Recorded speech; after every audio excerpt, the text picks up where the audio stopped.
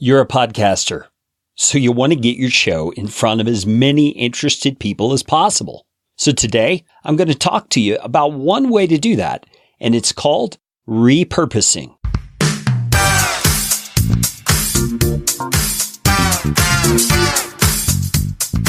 My name is Carey Green, and I am the client happiness guy at podcastfasttrack.com, and this is Podcastification. Podcastification is all about you, teaching you how to podcast, how to put into practice the best practices that I and my team have learned in working with hundreds of clients. You are going to podcast better from listening to this show. If you like what you hear on Podcastification, please just hit the pause button, swipe to the sharing function on your app, and share this episode with somebody you know will benefit. And if you'd like to get in on more Podcastification goodness, you can do it by subscribing to our Podcast Optimizer email series. And I promise you won't get lots of junk. You'll just get one actionable email a week. Go to podcastfasttrack.com/optimizer. That is enough of that kind of stuff. Let's get you podcastificated right away.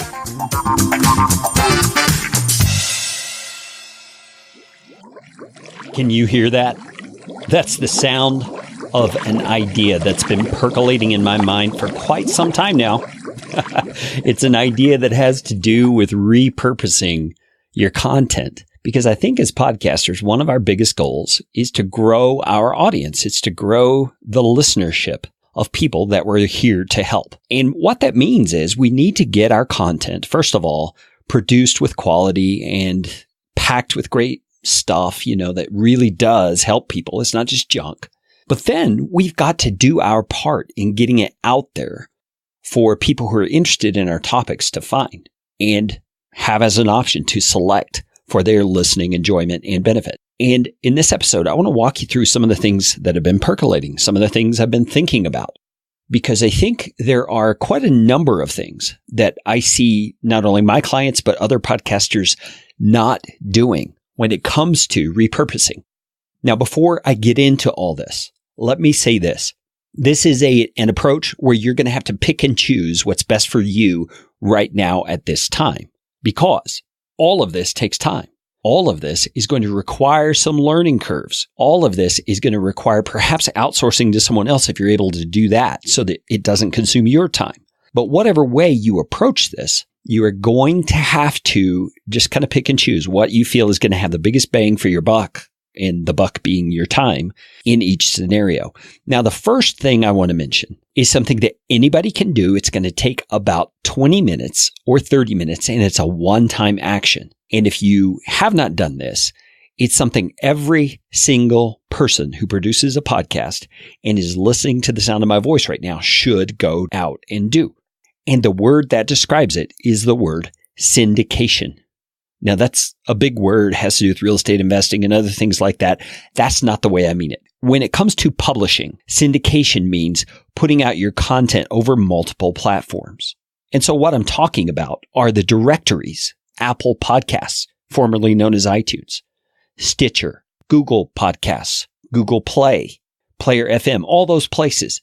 If your podcast is not on every channel it can be on and being distributed wherever people may go to find your content, then you're missing out on some potential audience members. Now, granted, on some of those platforms, it may be quite small, but one listener is one listener. You never know who it is who's going to actually be the one who shares your content to others who are in your niche. You never know who the one is who's going to be the big influencer who picks up your content and just thinks it's the greatest thing and shares it with their entire mailing list of 10,000 people. You never know who that's going to be, and you never know where they're going to find you.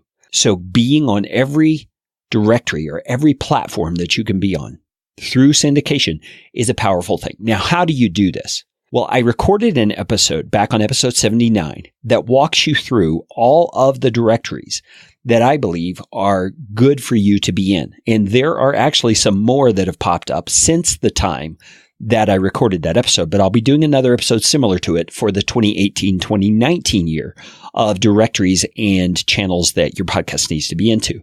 So I'm not going to go back through all of that content. If you're going to pay attention to that and you want to take this step, which again, every one of you should be if you haven't, you can go to podcastfasttrack.com/79 and you will find that entire episode. And the show notes are quite extensive.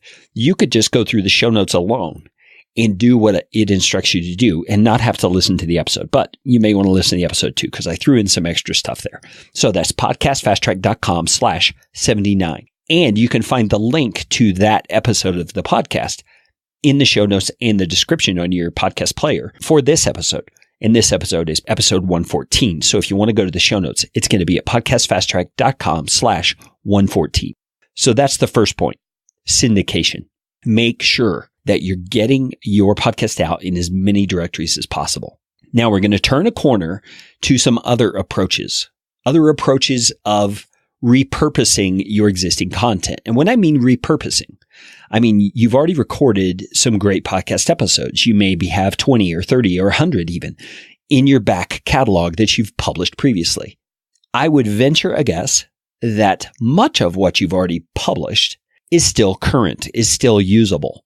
Now, because technology changes and because laws change and things like that, your particular niche may have a bigger churn rate in terms of things changing and certain approaches being helpful or not as time goes on.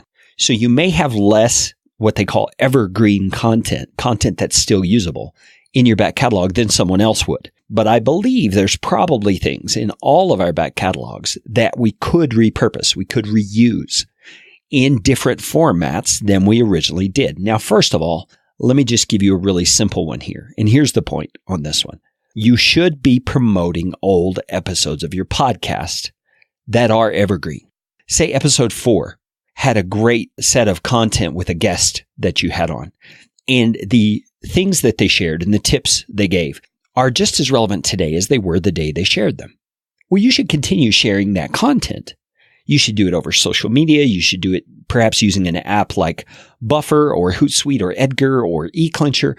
You should be recirculating that content in various ways, just in its pure original format through the podcast episode, because that content is still helpful to your audience, right? And you may have new members of your audience who have never heard that particular episode. So not only be sure that you're republishing those things, so to speak, you're not actually republishing, you're just making people aware of it again through social media, Facebook, Twitter, LinkedIn, wherever. But also, when you're talking about a topic that you've already covered in a previous episode, you want to take the minute it takes to go find that episode before you record and have it handy in your notes so that you can refer back to it, because people will pause, write that down, or go to your show notes and click on that link because they want to hear more in depth on that episode. I've already done that, talking about the directories and the syndication options by referring to a previous episode. So you should be doing that on your podcast episodes, making new listeners aware of past resources. That's going to help them understand your expertise and the things you have to share.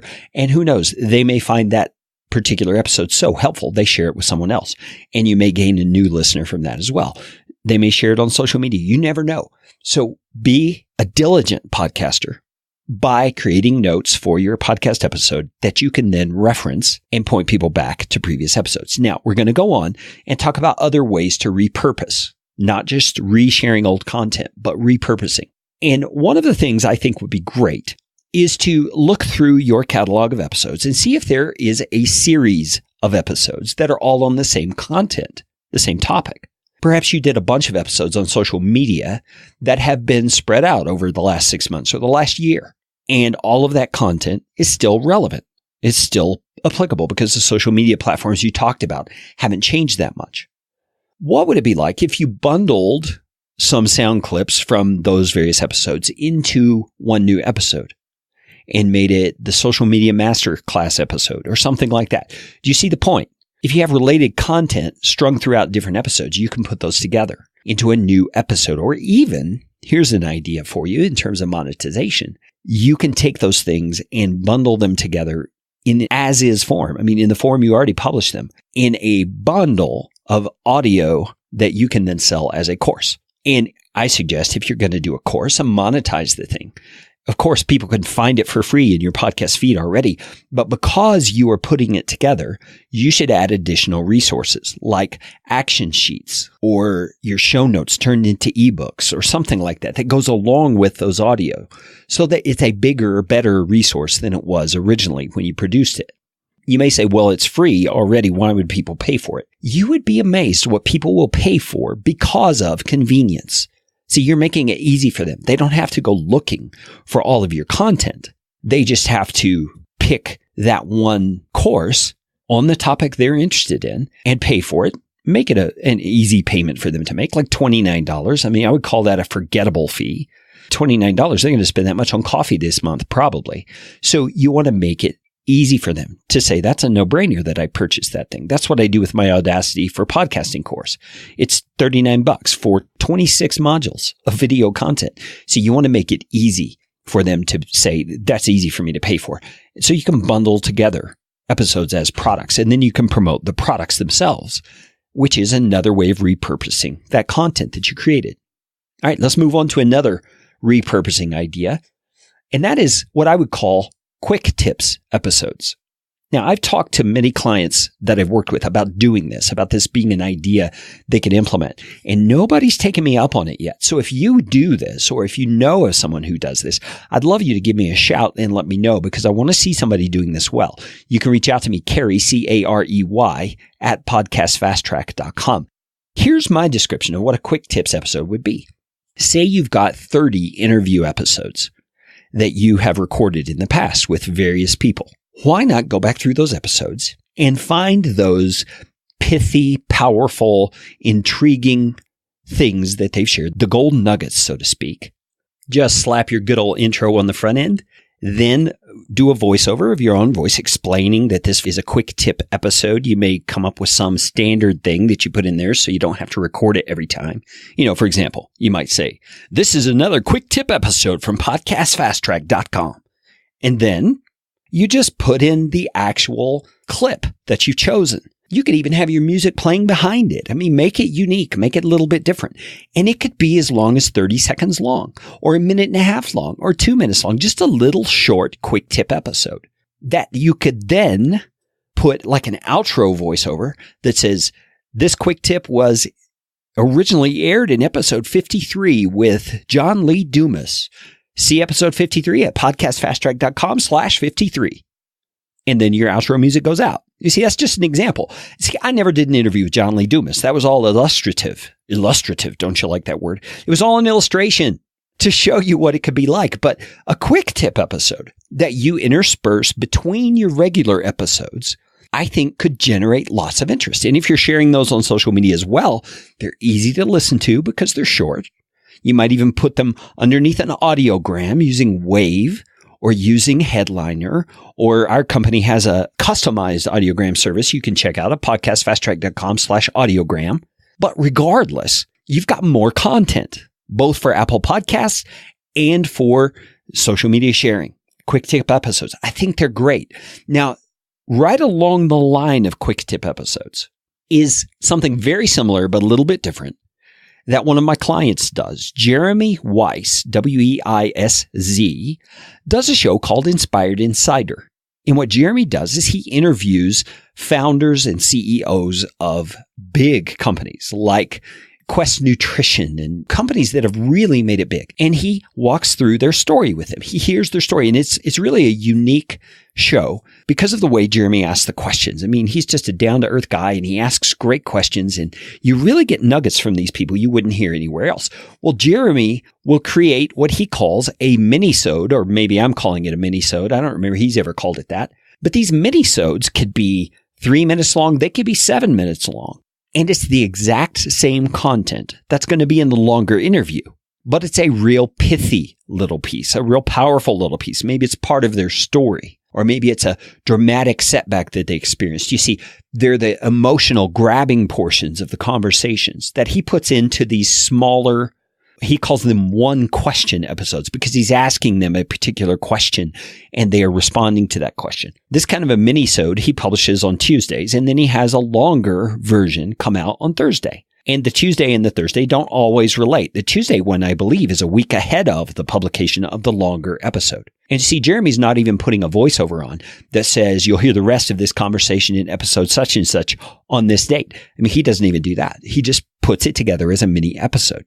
And I think you're, number one, giving your audience more content. Number two, you're giving them kind of a precursor or a taste of the great content that's coming. And you're giving yourself content that you can promote that is not as long as a podcast episode. You see, it's kind of like the quick tips episodes. So you see how those two go together. They're very similar in nature.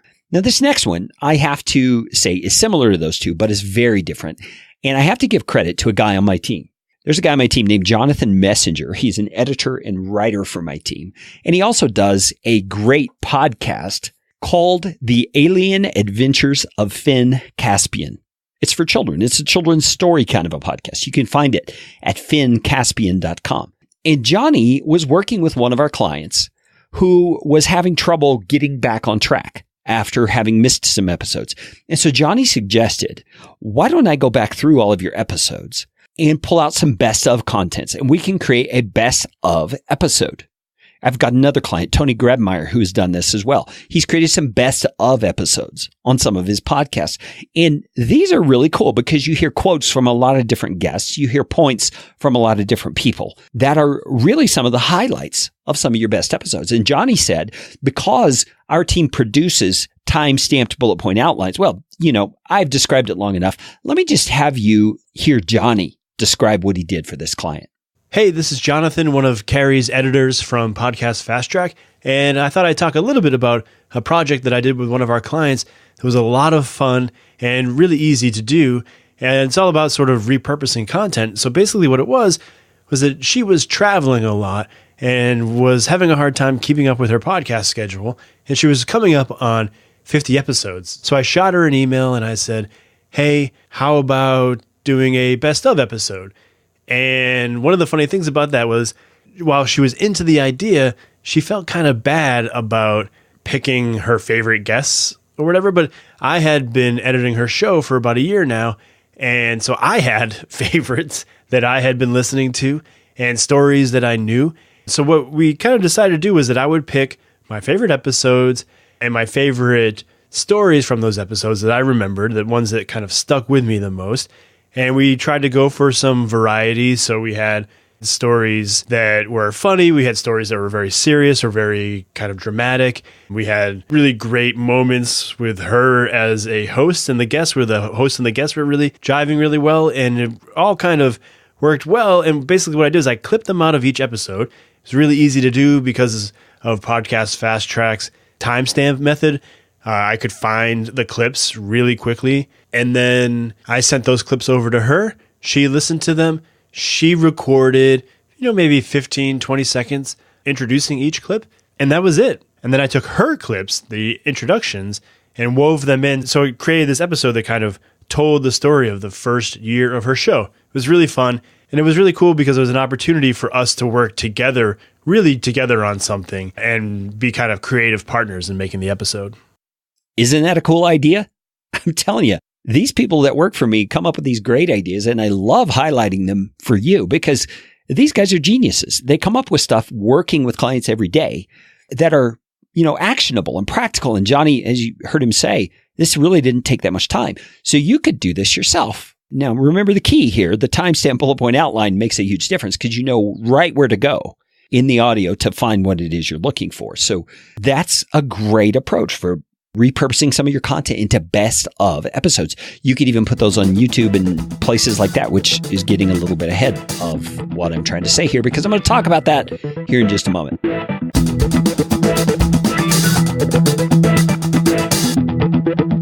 Since we are talking about repurposing your content and promotion of your content, I thought it would be a good time to talk to you about these things you're seeing on social media a lot. There are these cool little images that are done really well. They look very professional. They have the brand colors of the podcaster that's in question. They have perhaps an image of his guest, a fancy quote, perhaps an episode title.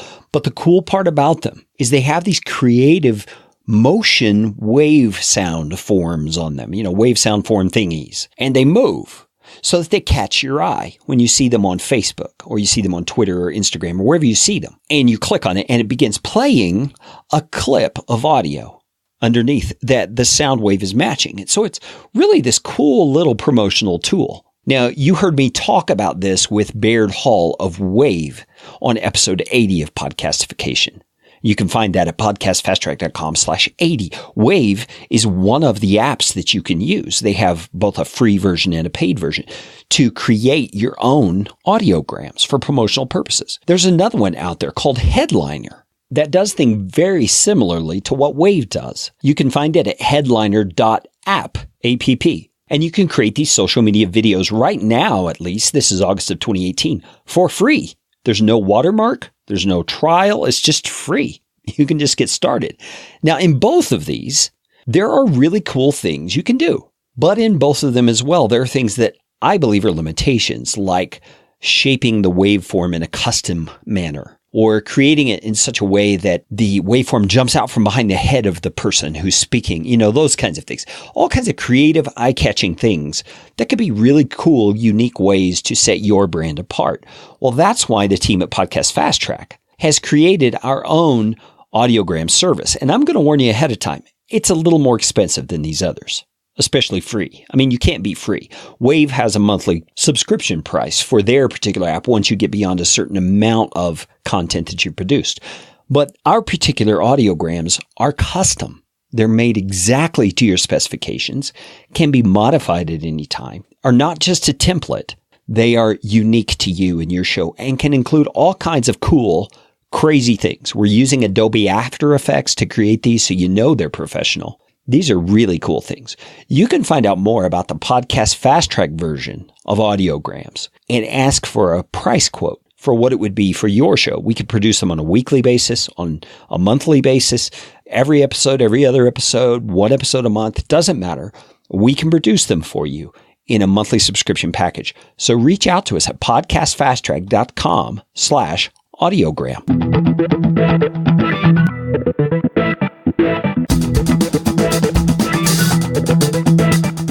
YouTube. Now, there's kind of a debate going on about whether you should put your audio content on YouTube with just a still image over the top. I do it because I often find myself listening to things on YouTube while I'm doing something else. I'm not watching. I'm just doing something else. I'm listening to it like I would a podcast. I think other people do that too. And I think it's fine to put your content on YouTube. Just put a creative, different graphic on it than you have on the rest of your shows so that people could see it's different content if they're used to looking at your show. You could actually do it by adding more images that rotate or change throughout the video if you wanted to go to that length. You could actually do an actual video if you're using something like Zoom to record your conversations with guests. You could put the actual video on YouTube if you're interested in doing that. I mean, I did that recently for one of my episodes with Derek Pando from Zoom. It's episode 111, where we were talking about using Zoom.us to do recordings. And because we were recording on Zoom and we had a video already, I decided just to have one of my guys do some quick edits on the video, put it together, and we're going to put it both on the show notes page as a resource and on YouTube for people to refer to in how to do certain settings on Zoom, because some of it's visual and it's hard to describe in an audio podcast. If you listen to episode 111, podcastfasttrack.com/11, or it'll be in the show notes or description for this episode, you'll see what I mean. It's hard to do something that needs a visual outlook on a podcast, but we did our best.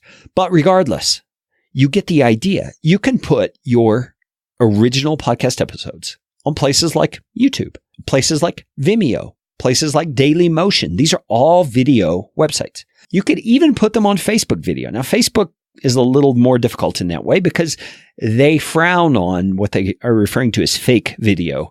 It's not actually a motion video. It's just a still image with audio underneath it.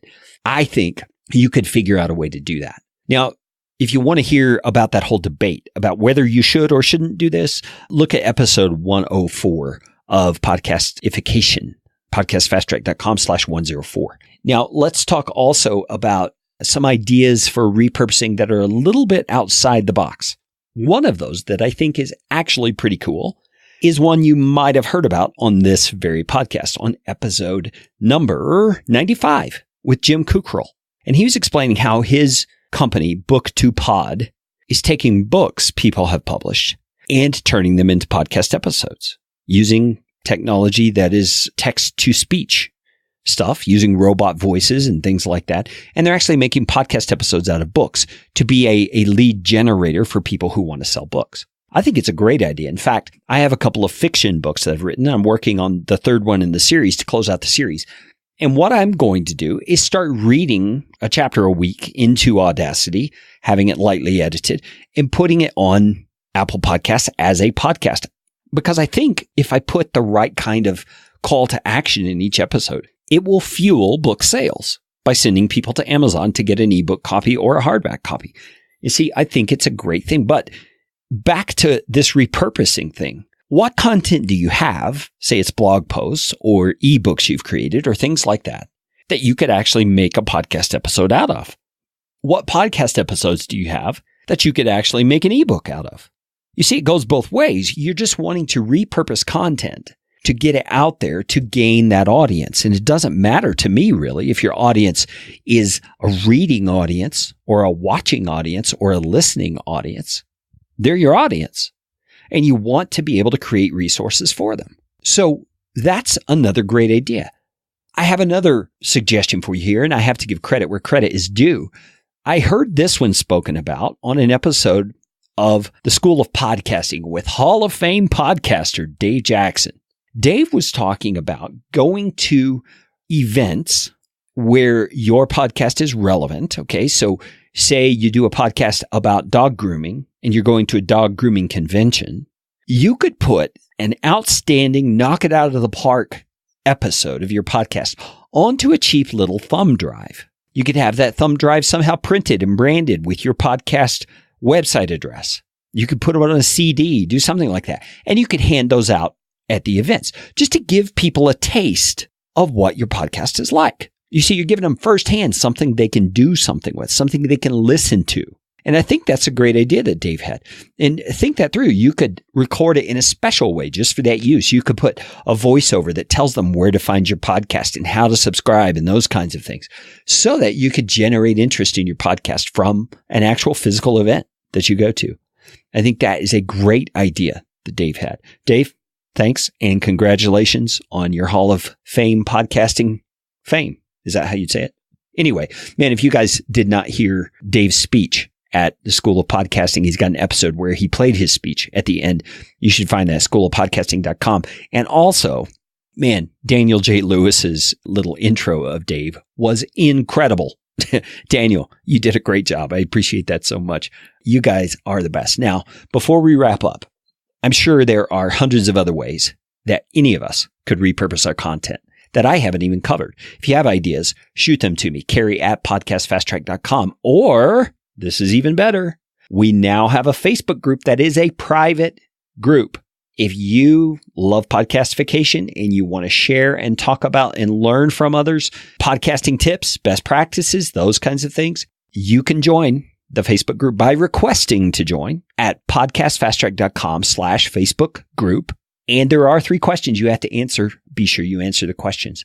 But once you're approved to get in the group, here's my point. Go in there and tell me how you've seen people repurposing their content from a podcast or from their blog into a podcast or any of the above. Give me your ideas. Give me your great ideas and share them with the community there in the Facebook group. Now, before we move on and wrap up this episode, I'm going to say this because it kind of needs to be said.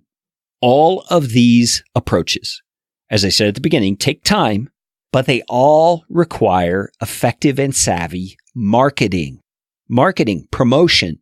People are not going to just find these resources that you create, not most likely. You are going to have to help them find them by targeting these things at the exact people that will find them beneficial. Now, how do you do that? Well, here's a little tease for the next episode. On episode number 115, I will be speaking with a guy named Tommy Walker. Tommy is a content strategist and audience finding cyborg. I'm telling you, this guy knows his stuff. And I'm going to warn you ahead of time. He also knows it is hard work to do this effectively. But he is going to come on the show and have a conversation with me about how The principles that fuel effective content marketing and marketing in general and audience identification and audience acquisition can be applied to podcasting. So for those of you who are eager to get this down and to figure out something that really works, Tommy's going to bring the goods in the next episode of Podcastification. If you are listening to this anytime after September of 2018, you can find Tommy's episode at podcastfasttrack.com/115. The number's 115. Hello? As I said in the main content there, I believe we all can find better ways to repurpose our content. I hope you found this episode enjoyable and helpful. And like I said, if you're interested in sharing with me approaches you have learned about repurposing content, or if you want to learn from others about repurposing content, you should join the Podcastification Facebook group. It's not called the Podcastification Facebook group. I forget what it's called, but it's there. You can find it at podcastfasttrack.com/Facebook group. Answer the questions, submit to join, and I just might approve you. Maybe. Perhaps. Yeah, I probably will. Most people. Because the only place you're going to hear about it is right here on Podcastification. And that's all I've got for this episode. You know what time it is. It's time for you to go out and make it a podcastificating day. This show is brought to you by Podcast Fast Track, where my team provides professional podcasting services without the time suck. Full production, editing, and show notes, all in one monthly subscription package. You can find out more at podcastfasttrack.com. Now go out and make it a podcastificating day.